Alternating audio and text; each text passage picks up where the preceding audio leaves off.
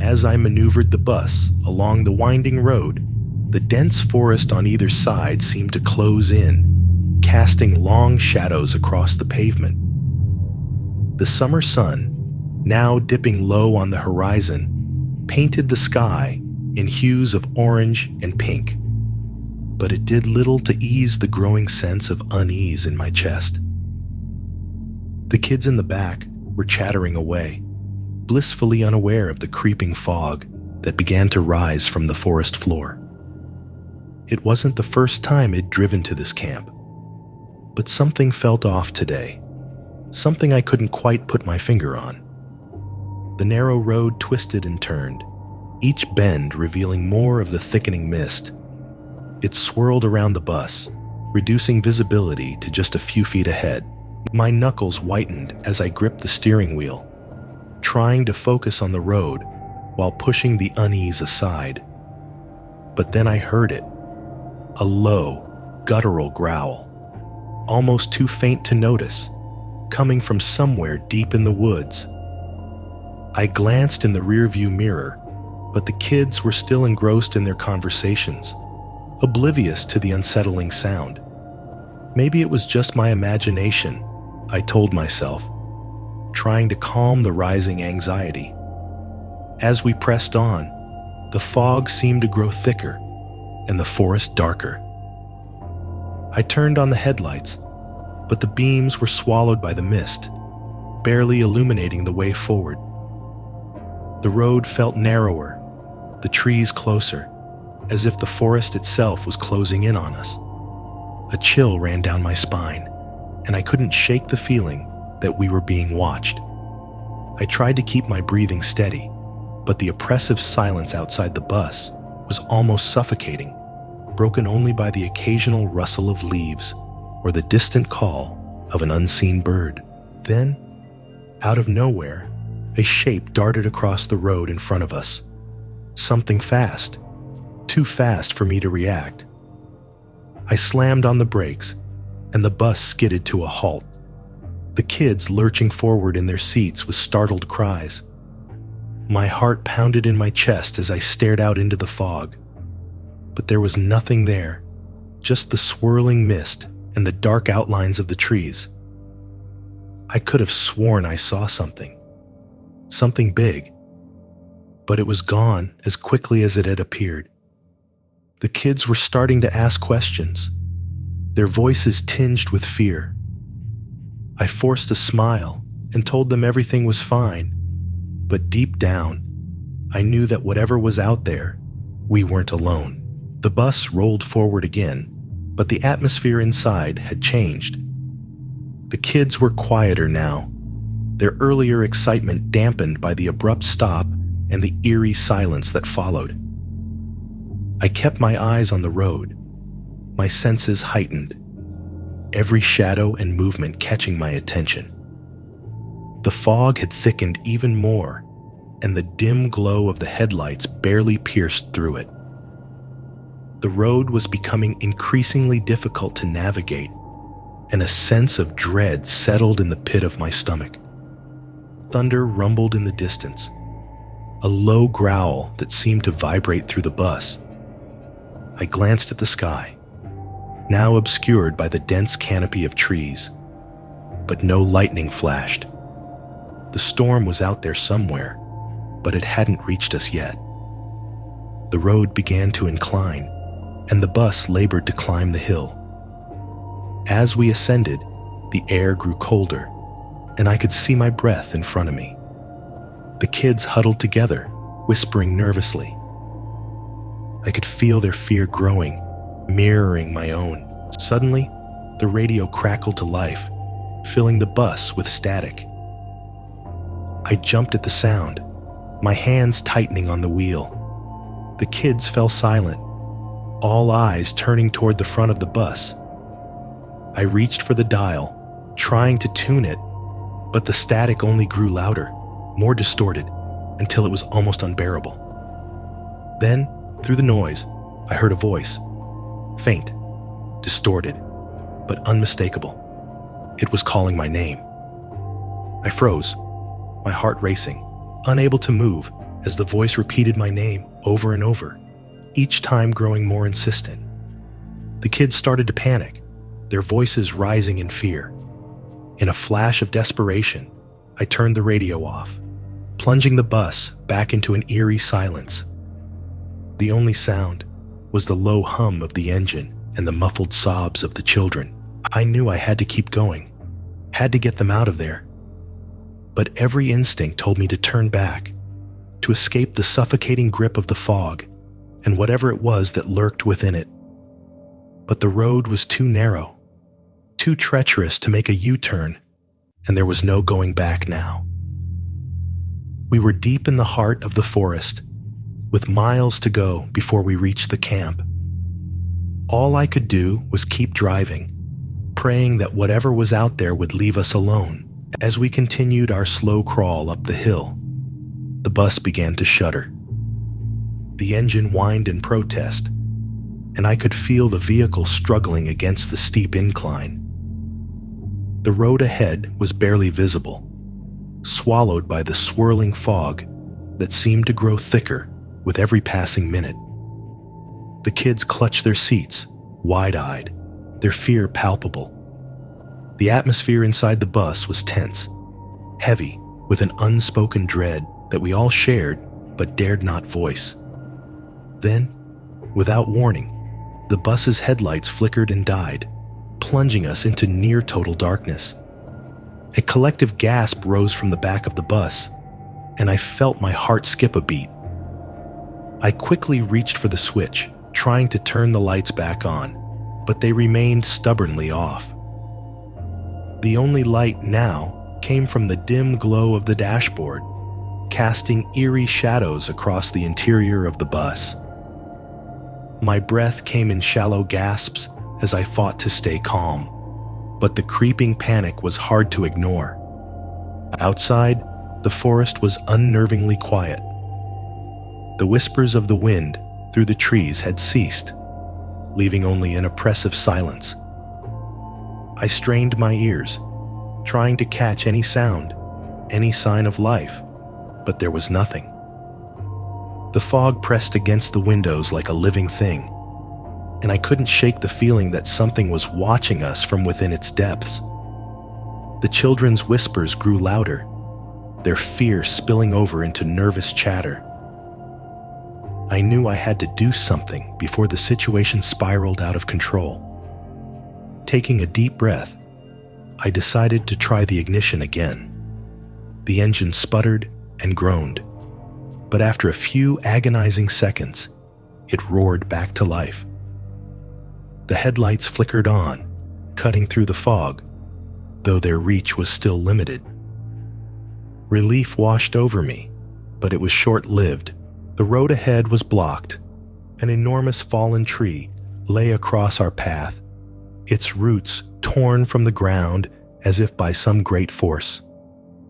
There was no way around it, and the narrowness of the road made turning back impossible. We were trapped.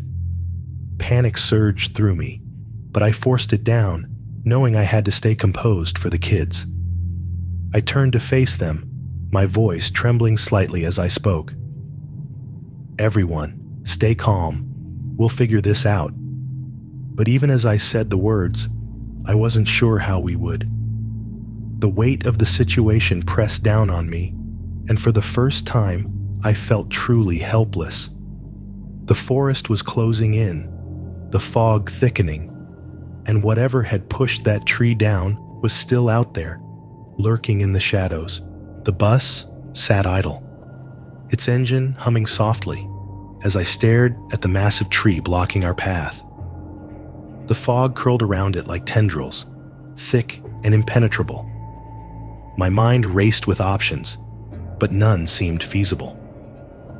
We were miles from the camp, and the idea of venturing out into the misty darkness with a group of terrified kids was out of the question. The oppressive silence outside was matched only by the heavy tension inside the bus. Every creak of the vehicle, every rustle in the woods sent a jolt of fear through me. Suddenly, one of the kids in the back gasped, pointing out the window. I followed their gaze and felt my blood run cold. Through the fog, I could just make out the faint outline of a figure standing at the edge of the road, barely visible in the dim light. The figure was motionless, its form shadowy and indistinct. My heart pounded in my chest as I stared at it, my mind racing with possibilities. Was it a person? An animal? I didn't dare move. Then, as if sensing my gaze, the figure began to move, slowly, deliberately, toward the bus. The kids huddled together, their whispers turning to frightened whimpers. My instincts screamed at me to flee, to do anything to get away, but we were trapped. I gripped the steering wheel tightly, my knuckles turning white as the figure came closer. Just when it seemed like it would reach the bus, it stopped, lingering just beyond the reach of the headlights. In that moment of paralyzing fear, something unexpected happened. The figure raised an arm, and with it, the fog began to dissipate. The thick, swirling mist that had surrounded us started to lift, revealing the road ahead. The air cleared, and for the first time in what felt like hours, I could see the way forward. The tree that had blocked our path was no longer there, only an empty stretch of road leading out of the forest. The figure, too, was gone, vanished as mysteriously as it had appeared. I didn't waste a second. I started the bus and drove forward, not daring to look back. The kids were silent, their fear replaced by a collective sense of relief as the oppressive atmosphere lifted. The further we drove, the more the forest opened up, the trees thinning out as the sky cleared above us. Finally, we emerged from the woods, the camp coming into view, just as the first light of dawn touched the horizon. The sun was rising, its warm glow chasing away the last remnants of the night's terror. As we pulled into the camp, the kids cheered, their earlier fears forgotten. I parked the bus and let out a shaky breath, my hands still trembling slightly on the wheel. We had made it. Whatever had happened back in those woods, it was behind us now. The sense of dread that had gripped me so tightly was gone, replaced by a profound sense of relief. The camp was bustling with life, and the kids quickly forgot the strange events of the night. But as I stepped off the bus, I couldn't help but glance back at the forest, wondering what it was that had guided us out, and why. The bus rumbled along the narrow mountain road, the tires crunching over loose gravel as I navigated the sharp turns. The dense forest on either side of the road seemed to swallow us whole, the trees towering overhead like silent sentinels. It was early evening, and the last rays of sunlight filtered through the canopy, casting long, eerie shadows across the path. The scouts in the back were unusually quiet, perhaps sensing the same unease that had settled in my chest. This wasn't the first time I'd driven to this camp, but something felt different, off in a way I couldn't quite explain. As we approached the camp, I noticed something strange. The road, which I knew like the back of my hand, seemed to be shifting, changing with each turn. What should have been familiar landmarks, the old wooden sign marking the camp's entrance, the clearing where the kids usually played, were nowhere to be seen. Instead, the forest seemed thicker, the trees closer, as if the landscape itself was closing in around us. I shook my head, trying to dispel the unsettling thoughts. I must be tired, I told myself, just imagining things. But as the minutes ticked by, the feeling of being lost only grew stronger. The GPS on the dashboard blinked, unable to find a signal, and the map I had brought along seemed useless now. The road twisted and turned in ways that didn't make sense, doubling back on itself, leading us in circles. I stole a glance at the kids in the rearview mirror. They were staring out the windows, their faces pale and anxious. They could feel it too, that we were somewhere we weren't supposed to be, a place that didn't want us here. Nightfall was closing in fast, and with it, the temperature dropped. A thick mist began to rise from the forest floor, swirling around the bus, obscuring the way ahead.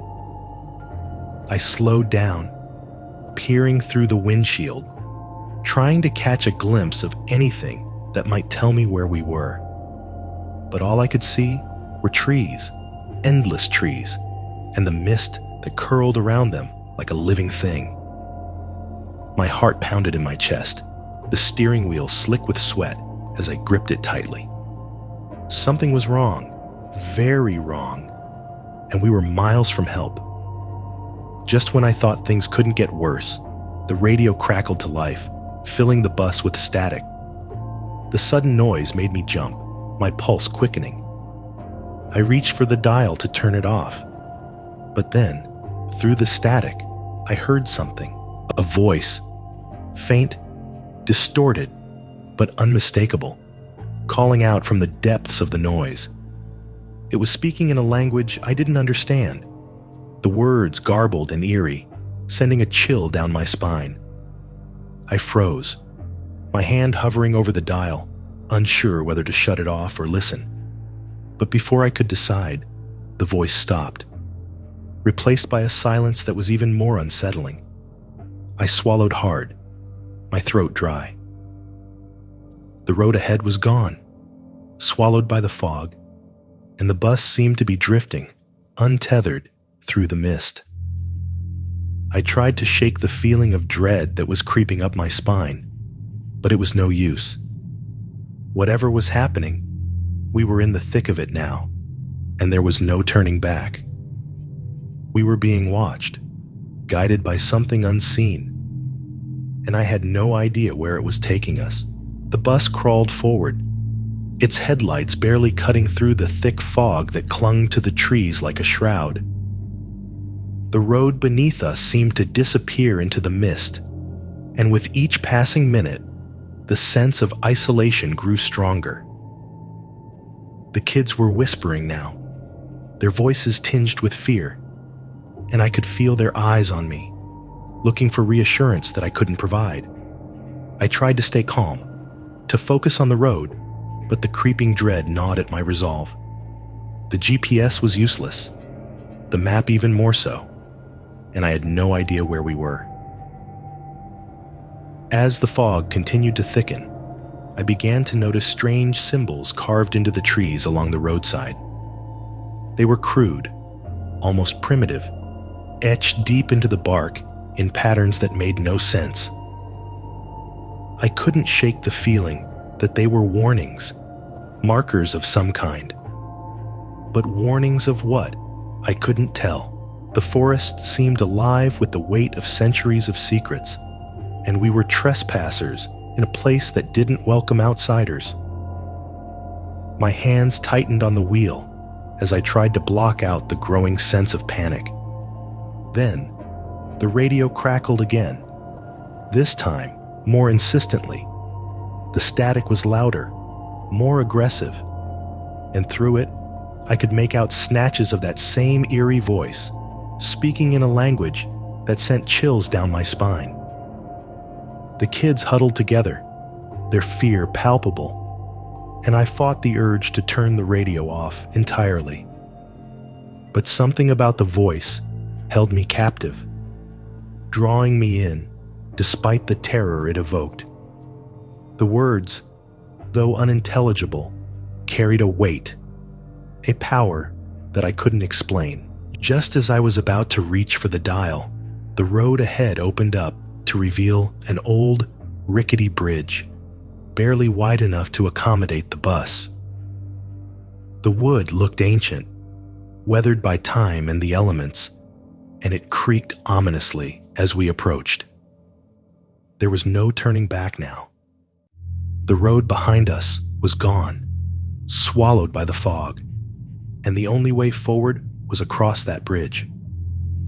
My heart pounded in my chest as I guided the bus onto the brittle planks, the structure groaning under the weight. Each inch forward felt like a lifetime, and I couldn't shake the feeling that something was waiting for us on the other side. The bus creaked and groaned as it rolled slowly across the rickety bridge, the wood beneath us bending under the weight. I could feel the tension in the air, every jolt and sway of the bus making my heart race. The fog had thickened to the point where I could barely see the end of the bridge, the other side obscured in an impenetrable white wall. The kids were deathly silent now, their earlier whispers replaced by a tense, fearful hush. Every creak of the bridge echoed in the stillness, each one a reminder of how precarious our situation was. Halfway across, the bus lurched suddenly, the tires slipping on the wet wood. My breath caught in my throat as I fought to keep control, my knuckles white on the steering wheel. The bridge swayed beneath us, and for a moment, I feared it would give way entirely. The fog seemed to press in closer, the cold dampness seeping through the windows, chilling us to the bone. The only sound was the low, eerie creaking of the wood and the distant, distorted murmur of that strange voice on the radio, still faintly audible through the static. Then, just as suddenly as it began, the bridge leveled out, and the bus rolled onto solid ground. Relief washed over me, but it was fleeting. The road ahead was shrouded in darkness, the fog swallowing everything beyond the dim reach of the headlights. I took a deep breath, trying to steady my nerves, but the unease lingered. The strange symbols on the trees were gone now, replaced by an eerie silence that felt even more oppressive. We were deep in the heart of the mountains, far from any signs of civilization, and the path we had taken seemed impossible to retrace. As we continued down the road, the radio static grew louder, the voice more insistent. It was no longer just background noise. It was a presence, a whisper that seemed to wrap around my thoughts, pulling me in. The kids huddled closer together, their fear palpable, but there was nothing I could do to reassure them. I was just as lost, just as frightened. The road twisted and turned, leading us deeper into the unknown, and I couldn't shake the feeling that we were being guided, driven by something unseen toward a destination I couldn't predict. The bus rolled to a stop as the road came to an abrupt end. The headlights illuminated a scene that sent a chill down my spine. A deserted camp, shrouded in mist, with empty cabins standing like silent sentinels in the darkness. The fog hung low, clinging to the ground, and the air was thick with an unnatural stillness. The kids whispered nervously, their voices barely audible over the persistent static of the radio. My instinct screamed at me to turn around, to leave this place immediately, but there was nowhere else to go. We had been led here, to this empty, forgotten camp, and there was no escaping it now. I opened the door and stepped out into the cold, damp air, the sound of my footsteps muffled by the thick layer of leaves on the ground. The camp was eerily quiet, the only sound the faint rustling of the trees in the breeze.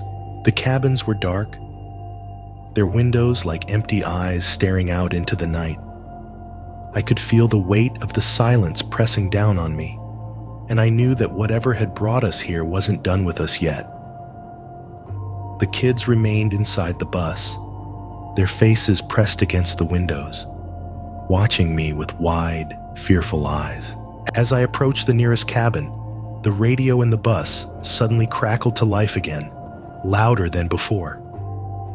The distorted voice was now clear, speaking directly to me in that same unsettling language.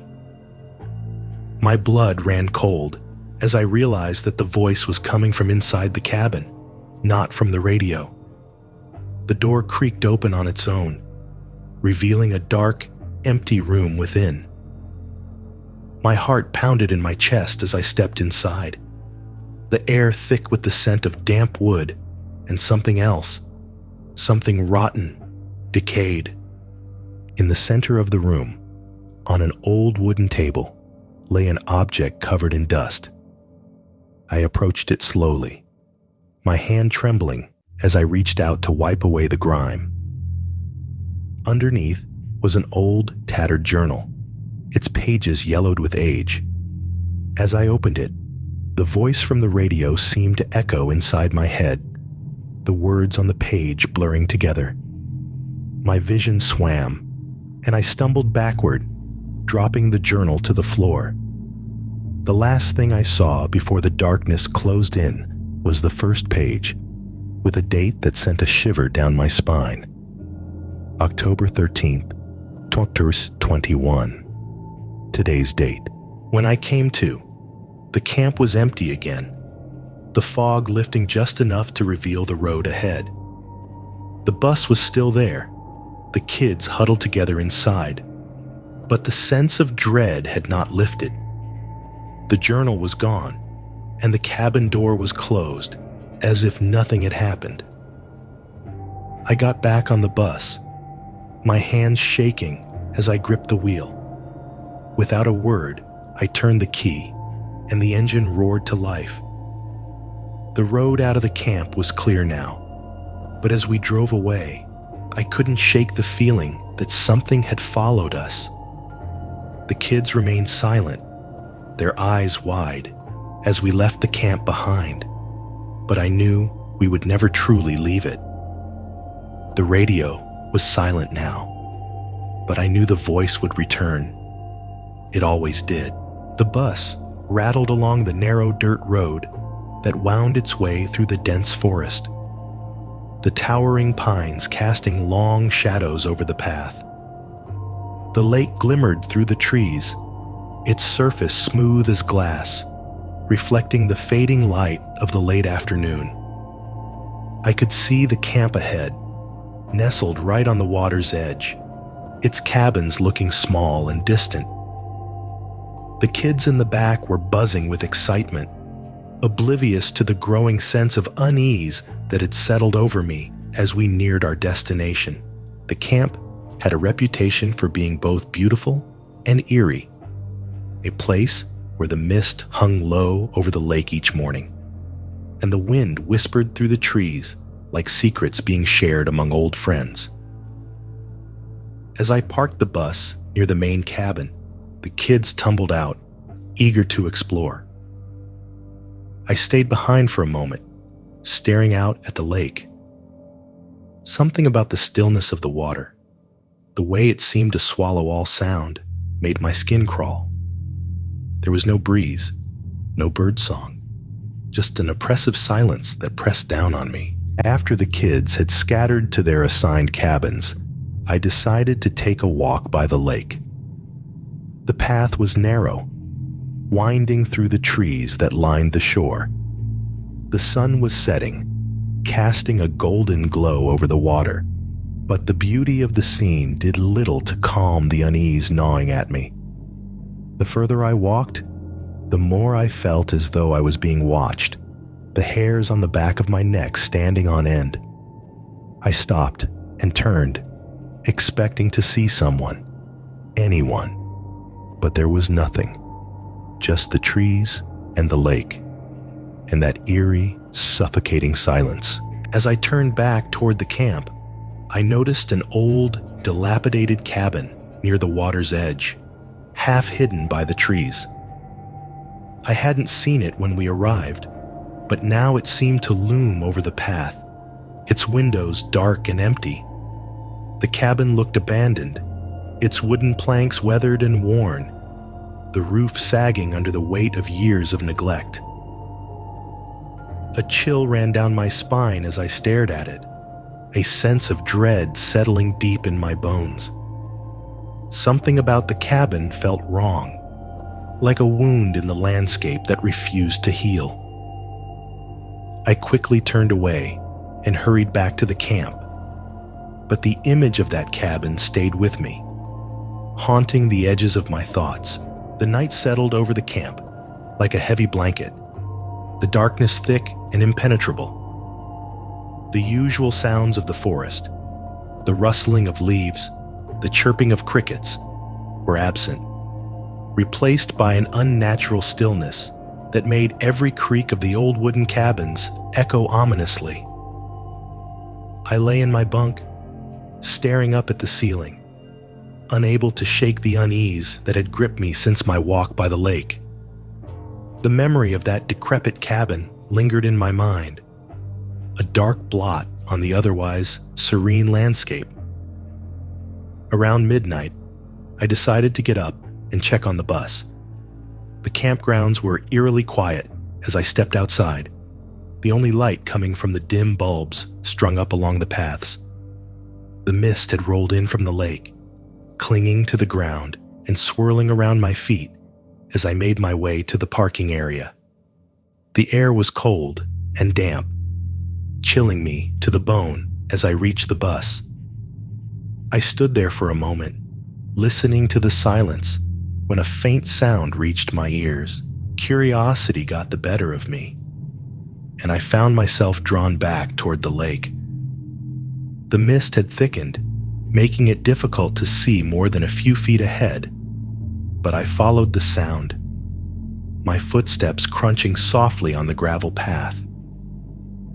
As I neared the water's edge, the splashing stopped abruptly, replaced by that same oppressive silence. The lake was smooth as glass once more, reflecting the dark silhouette of the trees that lined its shores. I scanned the water, my heart pounding in my chest, but saw nothing. Just the still, dark surface stretching out into the mist. Then, out of the corner of my eye, I caught a glimpse of movement. I turned quickly, my breath catching in my throat, but there was nothing there. The old cabin stood in the distance, barely visible through the fog, its windows dark and empty. A shiver ran down my spine as I realized the door, which had been closed earlier, was now slightly ajar. The air around me seemed to grow colder, and I could feel a deep, unsettling dread settling in the pit of my stomach. I took a step back, the instinct to flee overwhelming, but my legs felt rooted to the spot, as if the ground itself was holding me in place. My instincts screamed at me to turn back, but something compelled me to approach the cabin. Each step felt heavier than the last, the mist thickening around me as I drew closer. The door creaked open wider with a gust of cold wind, revealing the dark interior. My heart raced as I stood at the threshold, peering inside. The smell of damp wood and decay wafted out, and in the dim light, I could just make out the outlines of old furniture, covered in dust and cobwebs. The air inside was colder than outside, heavy with a sense of abandonment and something more, something that didn't want to be disturbed. I took a tentative step inside, the wooden floorboards groaning under my weight. The cabin was small, with only one room, but it felt suffocating, as if the walls were closing in around me. I ran my fingers over a broken table, the wood crumbling under my touch, and noticed an old photograph lying face down on the floor. I reached for it, hesitating as a chill ran through me. Flipping it over, I found an old, faded image of a group of children standing by the lake, their faces blurred with time. In the background, the same cabin loomed, looking as decrepit as it did now. My stomach twisted with unease as I realized that something was missing from the photograph. There was a shadowy figure standing just beyond the group, barely visible, as if it was watching them. Suddenly, the door slammed shut behind me with a force that shook the entire cabin. I spun around, my heart pounding, and rushed to the door, but it wouldn't budge. Panic surged through me as I pounded on the wood, desperate to escape. The air inside grew colder, and I could feel the presence of something unseen pressing in around me, watching me, waiting. The room seemed to darken, the shadows growing longer and deeper, until I could barely see my own hand in front of me.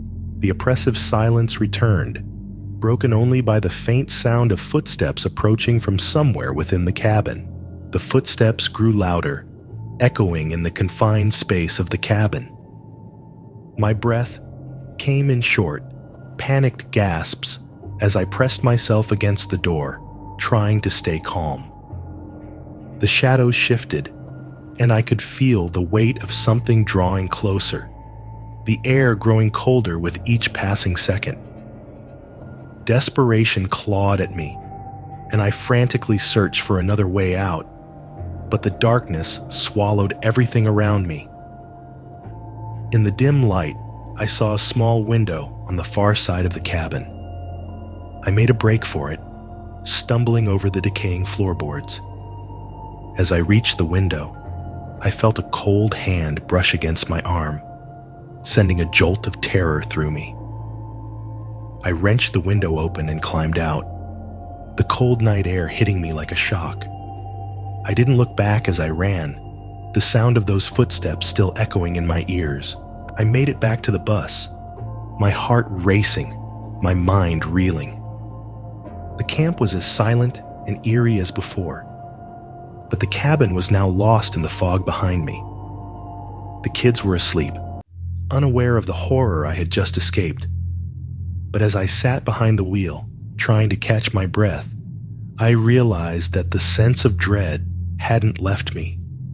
It clung to me, a dark cloud that I knew would follow me long after we left this cursed place.